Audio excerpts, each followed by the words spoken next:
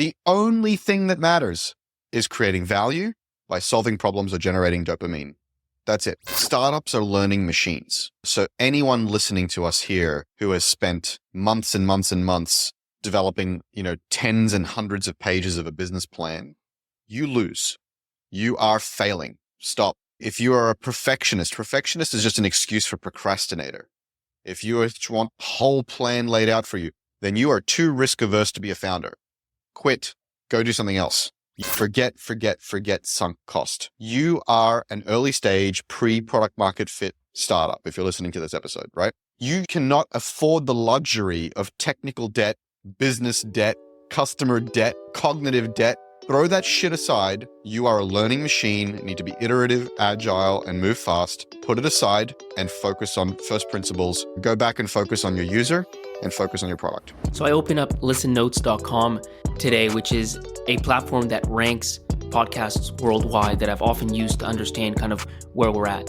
And as of today, we are now a top 1% podcast globally. That's across all the millions of podcasts that are out there. So I just wanted to let you know this because we're building this community together. And I wanted to say thank you. Thank you for listening. Thank you for following the show. Thank you for sharing it with other founders. I love the fact that I get to do this. I love that we continue to grow. And I love to end the year on such a high note. Let's do it again next year. Here's to 2025. Hey, Chris, welcome to the show. Hey, thanks so much for having me. So maybe before jumping in kind of to the presentation and the back and forth discussion we have, maybe just give us a bit of background on yourself, if you don't mind. Yeah, sure. Well, I've been building products and brands and startups and ecosystems for the better part of 2.5 decades. Actually, it's almost 29 years now. I had to recalculate. 10 or so years in Australia, building venture scale companies there, and then 10 or 12 years here in Silicon Valley. And then I've been advising for the last 5 or 6 years. I run a podcast called the Startup Podcast. We invite you all to come and check that out. And I do advisory on the side as well, help companies one-on-one, help them avoid wasted time, dead ends, and fast forward to the best answers as quickly as possible. Awesome. Well, looking forward to kind of jumping into this with you and just kind of getting your thoughts, your perspective on each one of these steps. Awesome. Let's do it. Let's break down the 5 key steps to product market fit. If you don't mind, I'll actually start with just like a really quick story maybe from my founder days, because this is like, it's funny. It happened back then. And as I was building this presentation, I thought back to this moment, and I really think it's kind of this good jumping off point, right? For why any of this like even matters. So right now I'm a VC and I've been here at Mistral for over 6 years, and I've been running the Product Market Fit show for the last 3 years, talking to a lot of founders, which is where this stuff's come from. But before that, I was a founder. My startup was called Gym Track, and I was like 22, 23, like first time founder, kind of going for the big home run. And at one point, I had a co-founder, Lee, who's my age, and we'd hired this like CFO who was very experienced. He'd been through many acquisitions, really, really smart guy, this guy named Ken. And I remember one time, like we were sitting in a boardroom and Ken wanted us to implement like different controls, like different financial controls, just like little things to make sure we just didn't go offside. I don't remember exactly what, but you can imagine like as a young founder, I frankly couldn't care less. I was like, I just want to go fast, and break things, like this sort of idea. And like, if it's not, sales, customers, fundraising, like I just couldn't be bothered. I really didn't care. And so we're having like this back and forth, discussion, and Ken is like really good with these like punchy lines, right? So at one point he looks at me and he's like, Pablo, why do cars have brakes? I'm like, Ken, like, what are you talking about, man? Like, I don't have time for this. Like, what is this? And he's like, why do cars have brakes? And I'm like, I don't know, man. So they can stop? And he's like, no, it's so they can go faster. And for me, that just hit, in a different way. And I thought back to that moment because I was like, man, what Ken really understood is, as a first time founder, you're learning everything from the get-go. You're making so many avoidable mistakes. So that's why I made like this presentation, right? Because at the end of the day, like you're going to make mistakes no matter what, but there's avoidable mistakes and unavoidable mistakes. And you have to avoid the avoidable mistakes because that really dials up your odds of success. So that's really the goal of this presentation, is taking what I've learned talking to over 100 founders through the Product Market Fit show and just boiling it down to like 5 steps of the things that they've done right to get to product market fit. I love this. I often talk about in my advisory work, my job is to help you avoid wasted time and dead ends and just fast forward to the right answer as quickly as possible. And I'm often quick to point out, This is not because I'm some kind of rocket science genius. It's just I've made every mistake personally multiple times and figured out why the thing is counterintuitive and why you need to go a different way. And so trying to boil that down for this show, trying to boil this down for your show, trying to boil it down for advisory. This is the name of the game, because I think both of us and all of us involved in making this thing are very passionate about helping founders achieve their dreams and not wasting potential and wasting capital and wasting the chance to change the world. So very cool. So this is really distilling everything you've learned through your show and through your experiences into 5 key steps. And also it's worth pointing out, why does product market fit matter, right? Product market fit, before we dive into the 5 steps of achieving it, let's just talk about, just for a second, what it is and why it's important. This is the core to early stage, right? And obviously it's a nebulous concept. It's hard to define. But what I found talking to early stage founders is, if you ask across different industries, different business models, and you're like, what's like your number one goal? What's your number one objective? And it typically is some version of trying to find product market fit. As Mark Andreessen had described at this moment, when the thing that you're offering to the people you're offering to the market just kind of clicks together and you start getting true pull from the market. You're not in just a pure like push motion, and symptoms of it are, very fast growth rates. Maybe your problems are no longer like growing top line, but it's actually like product or operations or customer success, because there's just so much going on. There's so many fires you got to put out, but it's all because of growth. So those are like the outcomes of finding product market fit. And that's why it's so important. And I think many times like companies will make it far down, like they'll raise an A or even a B and actually like never really had product market fit, but so much money was put in, so much effort was put in that they were able to grow top line. But then at some point, it just starts to plateau and you're really kind of moving a boulder up a hill. And that's what we're trying to avoid. I think it's fair to say that product market fit is one of the first and most important major milestones a company needs to achieve. When I first heard this concept of pull versus push, it took me quite a while to understand it. So I want to unpack that also just for a few more minutes. So push, when you're in push mode, you are like out there hustling hard. You're like trying to talk to anyone who will listen, grinding, like, please try my product. Please give it a go. Give it a chance. Please stick around. Please find the value that I'm trying to deliver for you. Pull is when people start coming out of the woodwork. You start getting signups and you didn't run an ad or you didn't email someone. People start referring it to each other and you didn't ask them to. The market starts to pull it out of your hands and say, I need more. And so product market fit feels like momentum. It feels like the wind is at your back, and it feels like easy growth, easy momentum. People struggle to figure out how to define it and how to measure it and all this sort of stuff. But at the end of the day, it differs from company to company. And it's sort of like you know it when you see it. Yeah, I was going to say the same thing. The same useless line, but it's true, man. What can you do? It's like pornography, right? You know it when you see it, right? Yes. So, all right. So that's a lot of preamble about where this came from and why product market fit is important. So let's go through these 5 key steps that you've boiled it down to. Now, of course, I just want to let founders know who are listening, this is really, really hard. In many ways, our entire show is about this. I'm sure your entire show is about this, Pablo. And so here we're just trying to distill it again in a new framing, in a new remix to try to help bring this message home. But just don't feel badly if you're like, I'm not following, or like, I tried these 5 things or wait, how the hell do I do that 3rd thing? You just got to go listen to the back catalog of our podcasts and it'll become clear. There's a lot to do. So, all right, let's go through this. Okay. Step 1 you've described here in our show notes is research mode. Yes. And let me just set some context for this. I'm sure you and every single person listening to this podcast knows this book, The Lean Startup by Eric Ries. Obviously talks about MVP and all this sort of things. And it's been great, right? Because it's led this revolution of like, how can we just put something out in market with the least effort possible? I think the problem is that the kind of skim read version of this is don't waste time, just put something out and see if it sticks. And what I've actually realized speaking with so many of these successful founders is there's a step before that lean startup mode, and it's called research mode. And I'll give you an example to talk about, somebody who did this really well. So one of the people I spoke with was Mike, the CEO of Ada, which is doing, over $50 million ARR. It's a unicorn, etc. But it didn't obviously start that way. And actually his first startup idea was this thing called Volley. And it was this like social search engine. And, it started growing. It actually he raised like a pre-seed round, about $500,000 or so. And, started growing, started getting some traction, but it was never like about product market fit, just never had like that clear pull. And what he started to realize as he went through it is that as he had more and more users, the customer service experience, which, many startups put so much emphasis on customer service in the early days because they can control it and they should. And he was doing that.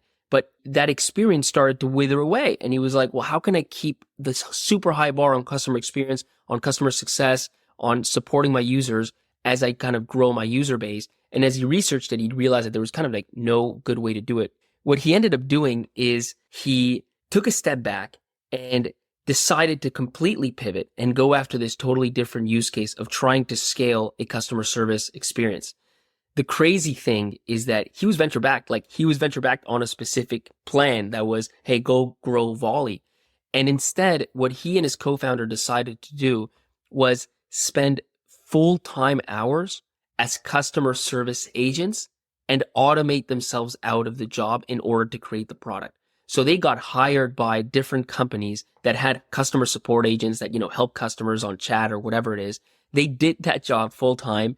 That's research. Like, that's trying to understand really, wait a second, what is customer service? Like, what does that really look like? What is the day-to-day like? Then they started to build automations to do many of the pieces that they were already doing, many of those workflows.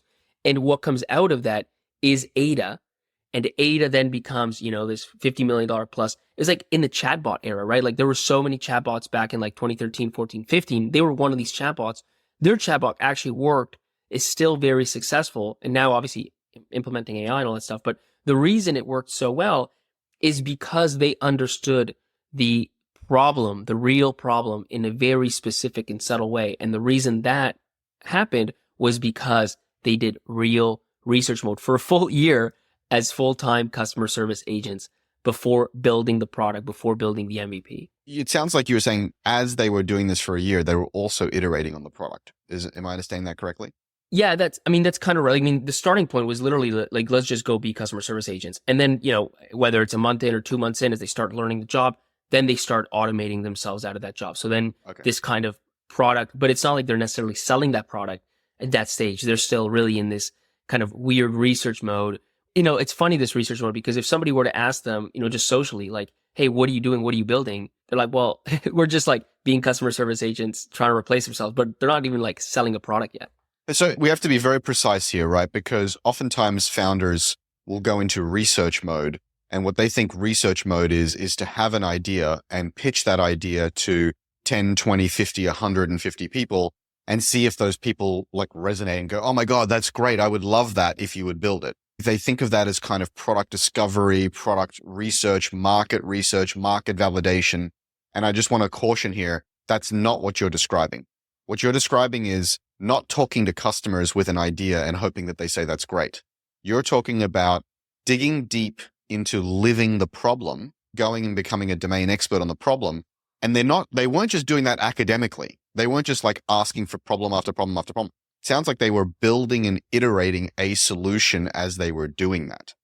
And this is key, right? So this is why actually the lean startup is relevant, is because if you just spend a year academically putting just an idea in front of people and go, do you like this?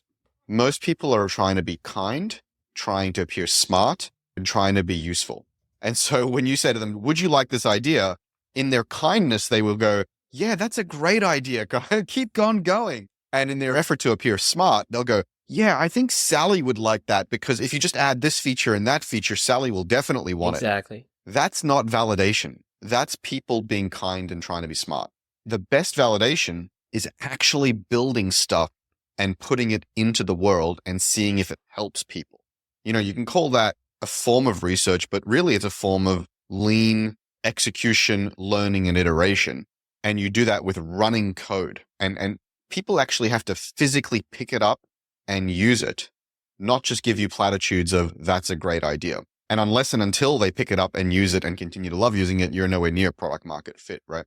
Yeah. So, I mean, funny enough, just to vibe on that, like, obviously at some point you got to put this thing out to the world, and we'll get into that. But what I actually noticed was, before putting something out into the world, taking the time to really understand your customers. Another example comes to mind called it's a company called Legion that builds like payroll software for coffee chains and these sort of places. Like he was a developer, but then worked in a coffee chain for like weeks before going out and building, because part of it was like scheduling and these sort of things. And so finding a way, and other people like Cement, which is another company that's doing tens of millions in ARR, they did more of the traditional like speak to customers, but it wasn't, hey, here's my idea. Do you think it's cool?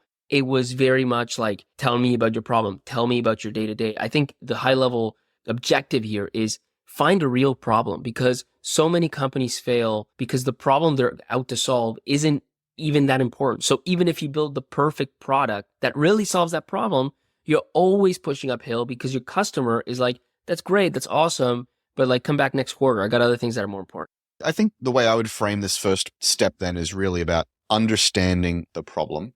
Yes. And understanding the domain really, really well. Again, though, just to have some gotchas, understanding the problem purely academically, meaning just hearing it secondhand, is not often good enough. Correct. Understanding the problem too much from a domain expert can be distracting because they tend to not understand how to read the label from the inside. So they have all of these quote unquote best practices and domain dogma. And so you need to translate what you learn and what you understand through first principles, product taste, judgment, instinct, and rethinking the whole thing from a technology point of view. But if you are able to dig really deep, embed with the people you're trying to help, as you're talking about, become the barista, become the customer service agent, and iterate your way through that, then you'll have a deep understanding of the problem and an increasingly good understanding of the problem over time as you're learning and iterating. So then, step two, I'll talk about this other book really quickly. Only the Paranoid Survive, super famous by Andy Grove. Great book. Everyone should read it. It talks about, though, a late stage problem, right? Success breeds complacency. Complacency breeds failure. Only the paranoid survive. So when you're hyper successful, $100 million, $1 billion in revenue, and you start to get complacency, and when complacency kind of breeds into the culture, then you tend to fail. So you have to be paranoid as a late stage CEO. This is ironic that Andy Grove from Intel would be the one to say this. That's right. Intel is currently the poster child of. I feel like they didn't read his own book. That's right. Well, he's not the CEO anymore, right? Oh, I know, but you'd think they'd at least read it. But, I think the counterpart to this in the early days, getting to product market fit in terms of what I've seen from teams, from people, the people side, is only the insanely focused survive. Like just the level of maniacal focus that I've seen from these founders that have been super successful in those early days, to me was pretty mind blowing, right? So here's an example. Mike Katchen, he's the founder of Wealthsimple, which is like the Robin Hood of Canada. It's a $5 billion-ish company today. He told me that like in the early days, he was doing like it was a free consumer app. And what he was doing was he was so obsessed with like customer satisfaction, with his early customers being happy, that he would call his customers within 30 seconds of them signing up. Not like B2B, they're paying $10,000 a year. Like obviously you're going to call them. These are like free users who will probably never pay you a cent. He's calling them within 30 seconds. He's giving them his personal number. And he's like, if you ever need anything, call me directly. Like, I just want to know how you heard about us. I want to know any problems you have. These are the sort of things that if you describe to, let's say, a non-founder, they'd be like, that's crazy. It's insane. And it is. It's insane. It's insanely focused, right? Like, this is another example of Mark, who's now running a over $100 million revenue business called Go Bold. He had a 1-800 line for like, kind of problems, right? 24/7. He's the one answering it. He's picking up at 2 a.m. Like he's doing insane, crazy things. The sort of things that would be so obvious for you to outsource. But when you're obsessed about customer service, like he was, insane focus tells you if that's the most important thing, then that's the most important thing. And I've got to be the person that's responsible for that. And so whenever his phone rang, he would pick it up because maybe it's a sale, maybe it's a problem, maybe it's something important. And either way, he wants to be the one to know about it. So I think that's the second thing that I've seen like very common amongst this group of hyper successful founders is just this insane level of focus that leads to like really weird things, but that for this stage of the business, I think make perfect sense. So two things on this. In my vocabulary, kind of the way I would frame this is actually not so much focus, but hustle and obsession and doing things that don't scale. So this is about like being obsessed and pulling out all the stops, right? And just doing whatever it takes through sheer force of will to bring your vision into reality and to connect with your customers, understand what they're going through, and make your company grow. But at the same time, I actually think focus, as I would define it, is also insanely important, right? On this show, we've talked about focus over and over and over again. In fact, there's an episode in our back catalog here. I'm seeing it's September 16, 2024. We call it Conviction, the essential ingredient for focus and scale. And, this is just one of the many episodes we've talked about around focus. And one of the metaphors we've used, Genevieve and I, is a hunter can't chase two rabbits at the same time. If the rabbits go off in two different directions, if you try to split the difference and go some third vector in a different direction, thinking you're going to catch both rabbits, it's not going to happen.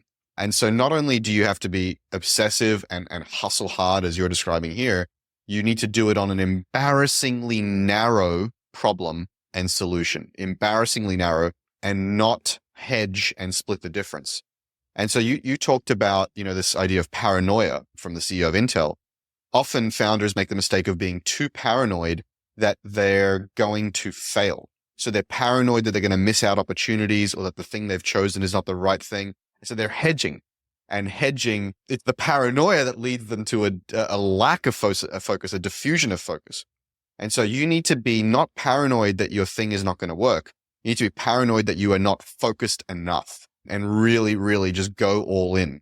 Your default debt in the early stages, like 99% of these companies don't make it. So like paranoia is only going to help you so much, and actually could be detrimental because it'll make you overprotect. Like you've got to focus on the things that might make you that 1 or 10% that survive. And that's the hustle.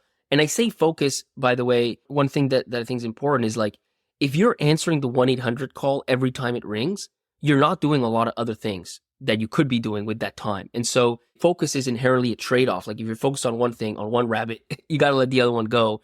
And so that's where these two things miss. For sure, hustle is part of the equation. It's also, though, this insane level of prioritization and deciding that, for example, for GoBold, customer service is the most important thing. I'm answering the 1-800 line. I'm insanely focused on that. Yeah, I won't have time for this and this and this and that maybe normal CEO should have time for, but like, this is my focus. And I think that's a core part of getting to success. There's also another thing that this is touching on, which is there's a saying that every founder has kind of grabbed onto and completely misunderstood, which is the Airbnb do things that don't scale initially. And so, him calling everybody within 30 seconds doesn't scale. And in Airbnb's case, Brian Chesky talked about how they went out and took the photos themselves and made the photos amazing because they realized high quality photos were a key to success.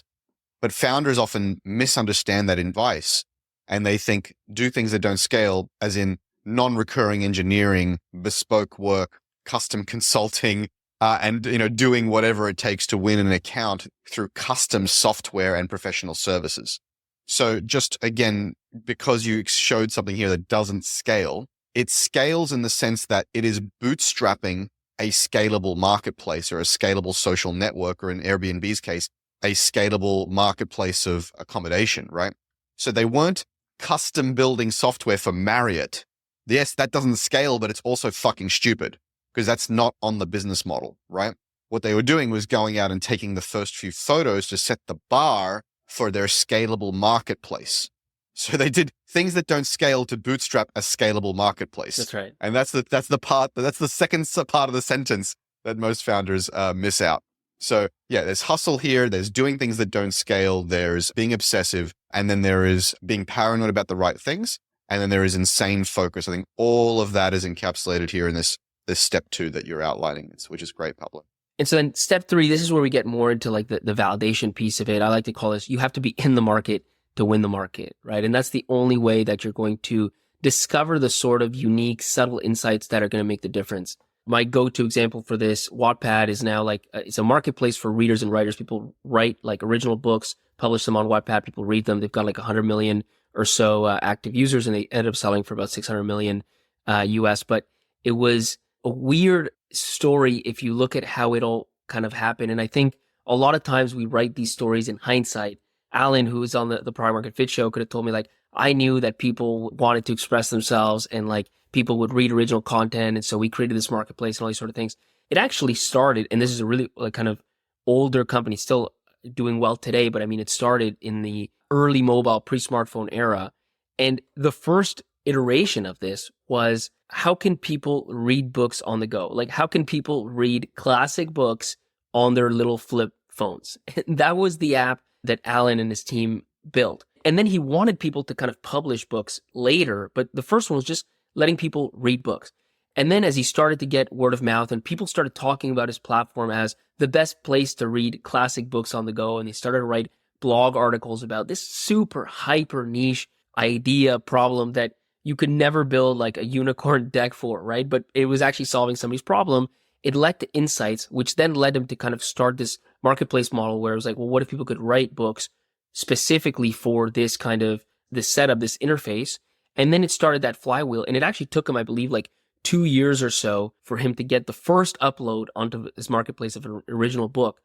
And then there's all these other things that came in that were frankly unpredictable, or at least very hard to predict, like the iPhone being such a huge success, the App Store coming in and letting him build, because before that, like to upload apps was a nightmare. And so then he finally was able to build like an iOS and an Android app and these sort of things and ride this mobile wave, which ultimately was a huge part of the reason that Wattpad became the big success that it became. And so like, I think he had seen some of it, like he saw the UGC, the user generated content wave starting, because that was even pre-mobile, but he didn't know that the iPhone would come out and smartphone revolution would be as big as it was, but he benefited from it. And it's a hard one to kind of put together, but you have to be in the market to win the market. Means to me that at some point, if you've done the research and you feel like, okay, there's a real problem here, and you've decided the sort of things that really matter and you've prioritized and you're going to get really focused, you will not have all the answers. You have to ultimately put something out there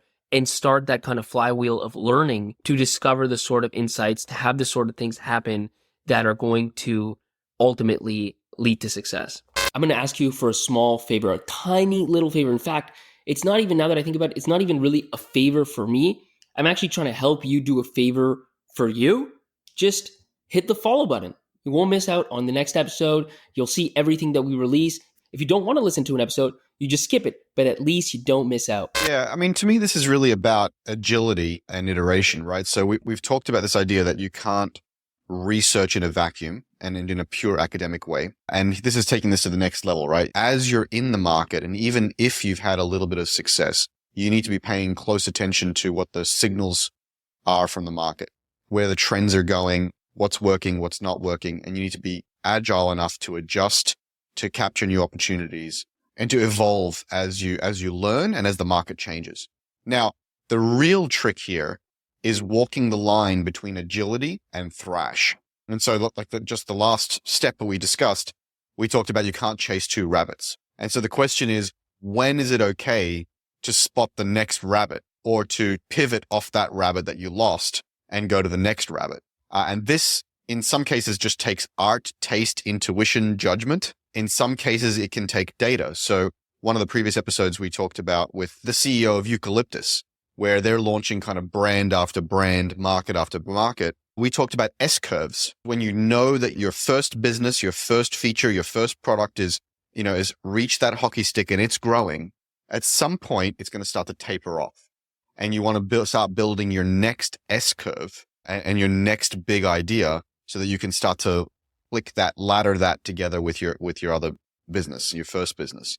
And so there's a real art here of having a vision, understanding the problem you're working on, staying focused and disciplined, but also listening carefully, noticing trends and opportunities or shifts in market, technology, sentiment, culture, regulation, and knowing when to pounce or when to add to your business.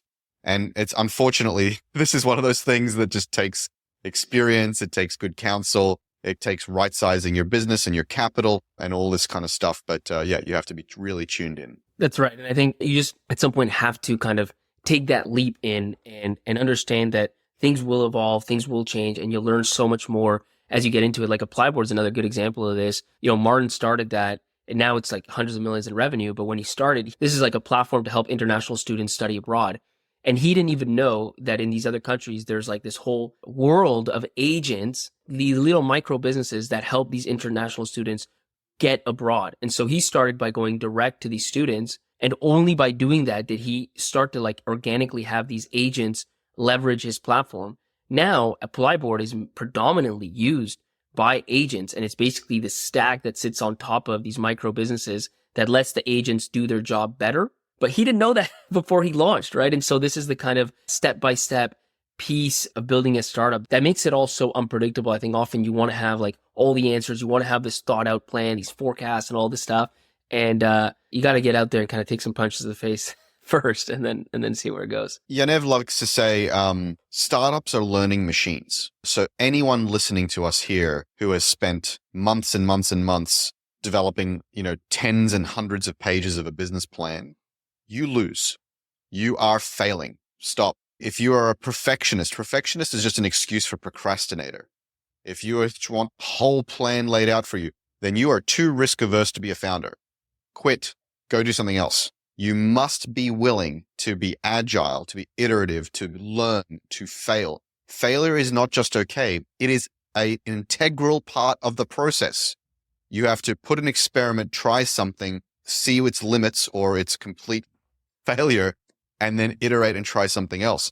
And so unless and until you can get into that mindset, you are in the wrong business. There's just really no way to mince the words about that. This is really, really important. Some people are just really anal retentive and they need to know everything up front and they just do not like to fail and they get very emotional and entangled with stuff. You're not a great startup founder. We like to be very pointed on this show, Pablo. What are we really saying here? What we're really saying is it's launch, learn, listen, don't be thrashy, and be prepared for your plan to get thrown out and to adapt to what you learn through the process. So this is the last book I promise that I'm going to throw you. And this might be one that actually some people don't know of. Man's Search for Meaning. It's actually my favorite book. It's actually more of a psychology book. But anyways, there's this one quote and he says, happiness is and must remain a side effect or byproduct and is destroyed and spoiled to the degree to which it is made a goal in itself, which makes total sense. Like if you want to be happy, you can't just like force yourself to be happy. You have to like find meaningful work, have meaningful relationships, invest in your health. And then as a byproduct,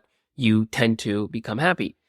I found through the product market fit show that there is a kind of counterpart to this in startup land, which is that growth is and must remain a side effect or byproduct and is destroyed and spoiled to the degree to which it is made a goal in itself, at least in the early days. Later on, when you're like Uber size, public company, whatever, and you have proven levers on sales, on marketing, product, customer service, whatever it is that you can invest into, that you can tweak, that you have proof points that lead to certain amounts of growth, you can make growth a goal in itself. And you can say, next year, I want to grow at 20%, and here are the things that we're going to do.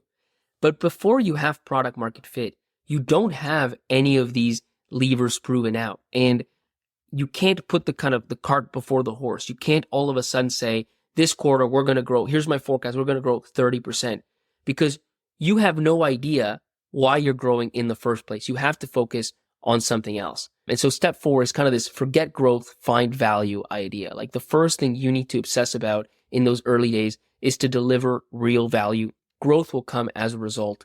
A good example of this that we had on the show is Jack Newton from Clio, which is a startup out of Vancouver, now probably in the $3 to $4 billion range.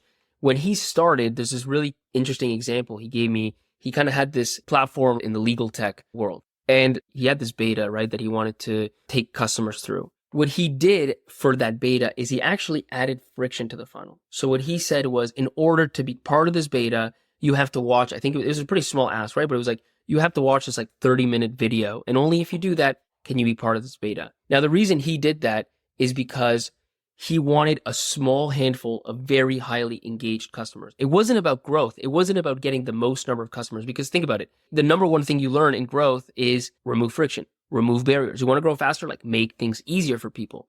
But that makes sense if your goal is to grow. His goal wasn't to grow. His goal was just to deliver clear value. And to do that, he didn't need 1,000 companies in his beta. He needed a few dozen, but specifically a few dozen that really cared, that were going to invest the time, that were going to give him the feedback, because then he felt like he could actually get closer to delivering real value.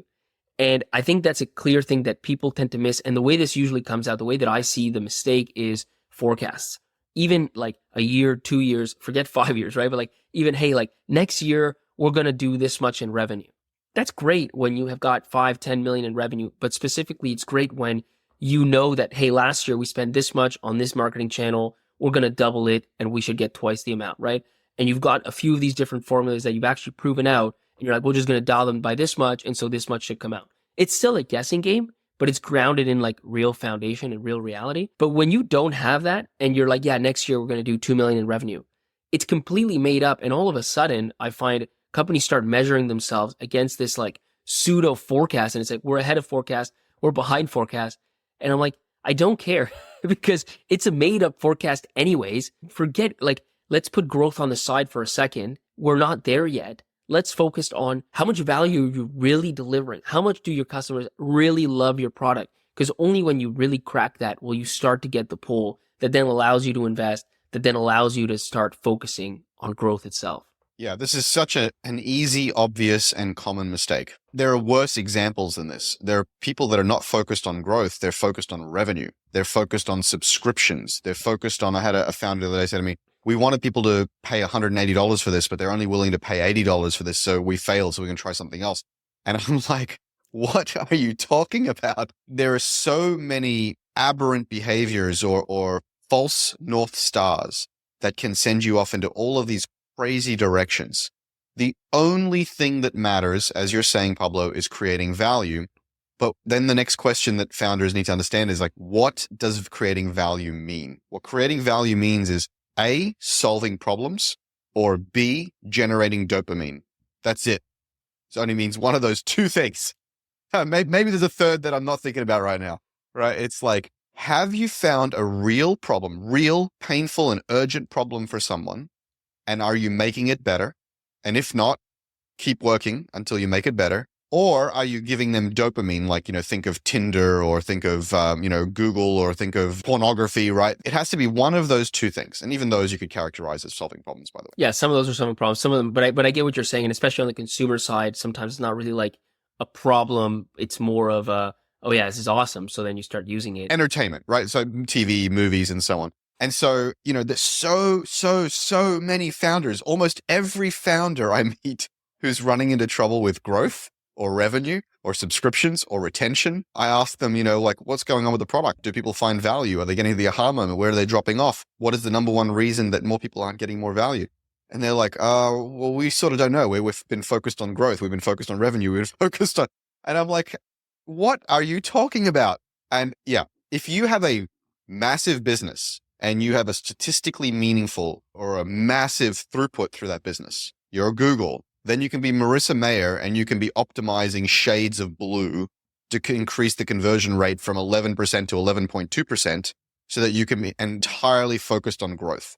But if you are in the early days and you're pre-product market fit, which is by definition what this episode's about, right, is how to find product market fit, the only thing that matters is creating value by solving problems or generating dopamine.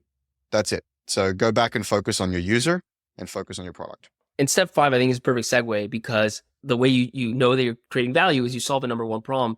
And if you don't, the key thing I've seen is so many examples of pivots, right? And so my step 5 is pivot harder, faster. I'll tell you this. I've interviewed well over 100, I'm not sure the exact number, let's say over 100 successful founders. And I've never heard someone tell me that they regret a pivot they made. I've heard a lot of people say to me, I wish I pivoted sooner, but not, I wish I never made that pivot. That's just so rare, it's almost worth ignoring. And so I think what happens is, and I get it because I've been there, like as a founder, you build something, you devote all this time and energy to it. The last thing you want to do is throw it away. There's so much sunk cost in there.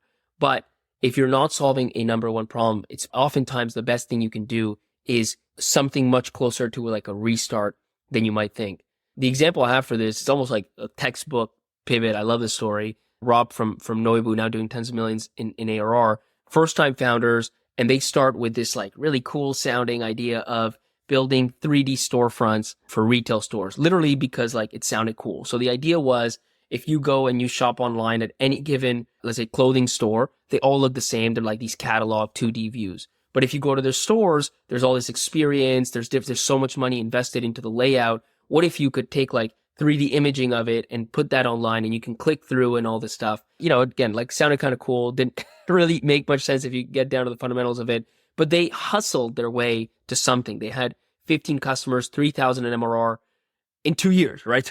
Clearly like pushing a boulder up a hill, but not zero. And so they always had like something that kept them going. At what point what happened was they had this really big retailer that had moved through the pipeline, moved through the sales cycle. And I remember, because I was really close to these guys, they would tell me like, man, once these guys sign, like everything's going to change. It's such a big deal for us. It's totally going to change our revenue trajectory. And then they got the call back, and he remembers the date. Imagine this. He remembers the date on the podcast. He told me it was February 27th, 2019, where they call him back and they're like, listen, we reviewed the budget for next year. We had to make some adjustments. We'll reconsider you next year. That's some of the most painful stuff to hear. Like when you're hearing that next year, come back next quarter, like sometimes it's true, but if you're hearing that consistently, it's just another way of them telling you you're not, like, they're buying something else this quarter and it's not your thing. So you're almost by definition not solving a number one problem. And in startup land, if you ain't first, you're last. Like that's really the Ricky Bobby kind of way to think about it. So what do? They shut down the product. They literally said, okay, we're not selling this anymore. They called all their customers. They said, listen, guys, we're not doing this anymore. And they did, like, going back to those steps. They went back to step one. They did real research. They asked about real problems. Like, what's your day-to-day like? They really started the whole thing through, and they uncovered a completely different problem around checkout errors. It turns out that these customers were losing 5 to 10% of their sales at checkout because people on some device, on some browser version, would try to click buy and the thing wouldn't work. It was literally different bugs that they had in many different instances, and it was costing them 5 to 10% of revenue. So they went out and started solving that problem. And in 2 years, it's like in the first version, it took 2 years to get to 3,000 MRR. After going through all these steps and doing this really hard pivot, 2 years after that, they were doing 300,000 in MRR.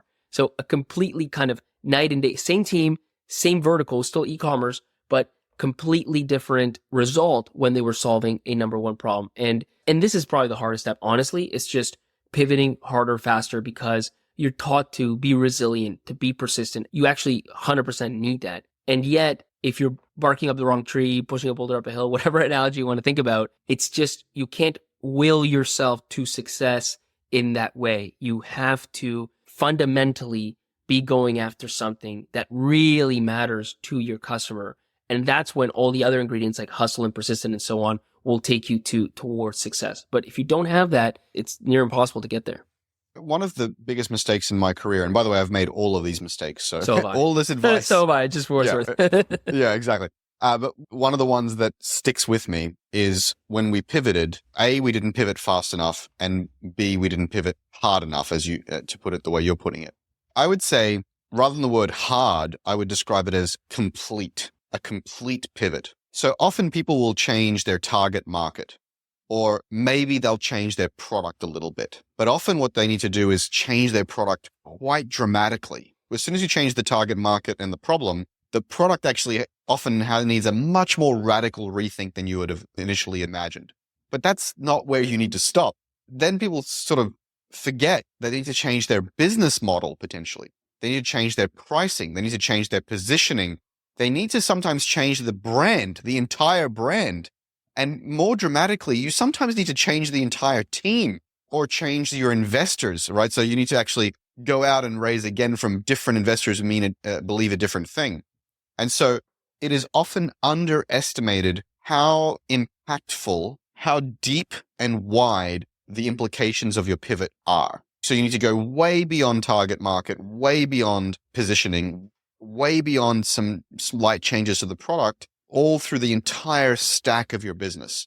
And that's what you mean, I think, Pablo, by harder. It really means reevaluate every aspect of your business.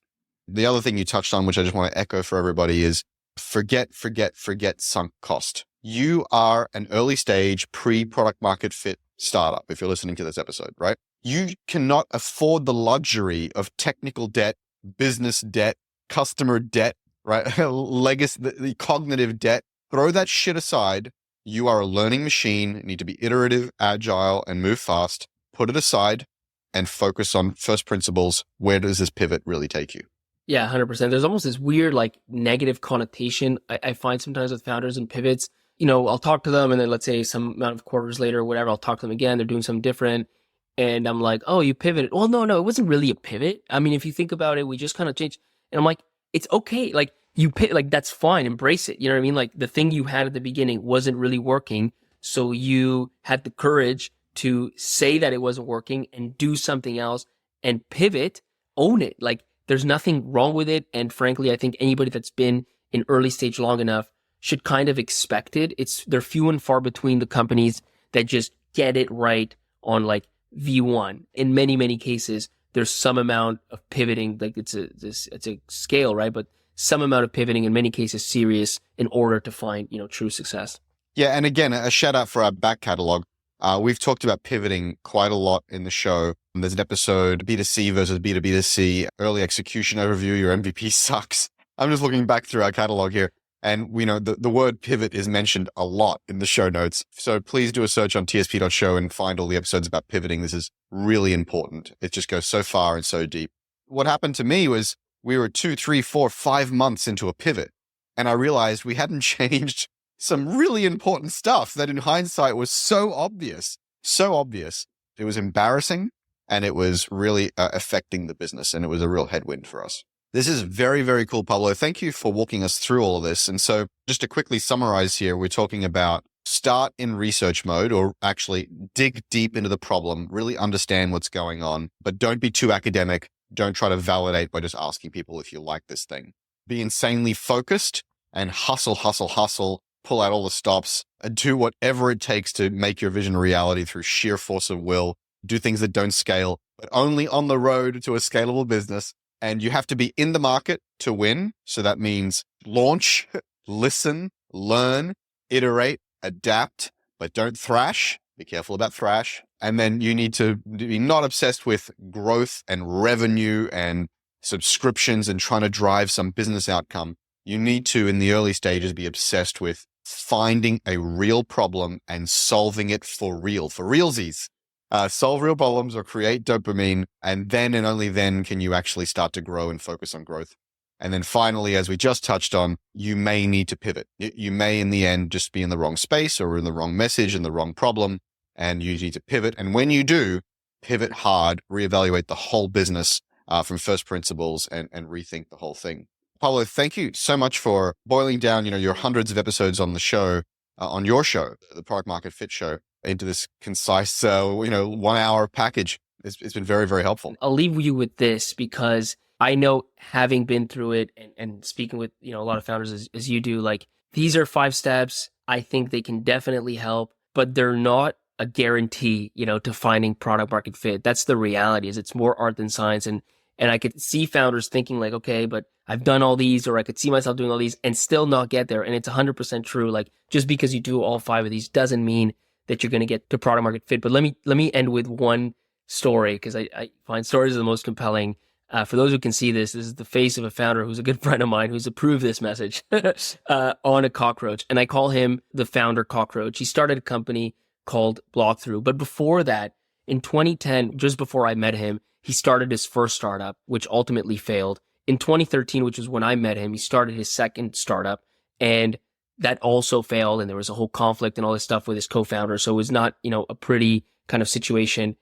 By 2015, so he's 5 years into kind of his startup journey, let's say, and he starts this company called Blockthrough, and it doesn't go well. It doesn't go well at all, actually. For 2015, 2016, 2017, he's got truly nothing. Like, hasn't really fundraised. He's raised a few angel rounds, but he was telling me he's hustling for a $25,000 check, and then he's got like 4 weeks of runway at any given time. This is after 8 years, if you think about it, 8 years of work of building startup. He's got effectively zero success, nothing to show for it. And I want to accentuate this point because when you start in 2010, when he started in 2010 and he was in his early 20s, it was really cool. And I'm sure he went into places and people were like, oh, wow, you got a startup. That's awesome. 8 years in, not only is he exhausted and tired, but his friends, they're lawyers, they're doctors, they're successful execs. Like, they've moved up in the world. All of a sudden, like, you lose all that coolness factor, but you're still fighting the hard fight.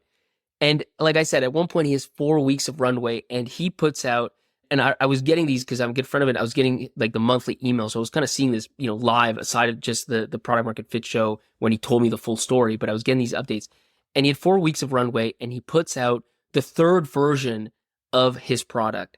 And this is what happens. Just absolute explosive growth for the first time in his startup journey. Like, it just really hits everything that he learned, all the different tweaks that he'd make, finally end up in the product that customers truly wanted. He gets that product market fit, 5-6 months from launch, he's doing $100,000 a month, right? And I was getting these emails. It was like 0, then 10, then 20, then 40, then 80, then 100K a month in revenue. And ultimately, Marty went off and he was able to, like a few years into it, I guess a couple years ago, he sold his company. He sold it for nearly $100 million. He didn't raise much, so he did like very, very well as a result of this. But I think the point of this story is if you do all those other 5 steps, there is no guarantee that you're going to get product market fit on your current startup or even on your next one, that this product's going to work, or even if you pivot that the next product's going to work. I think the only kind of guarantee, if you can even call it that I've seen that you can hit product market fit is doing what Marty did and staying in the game.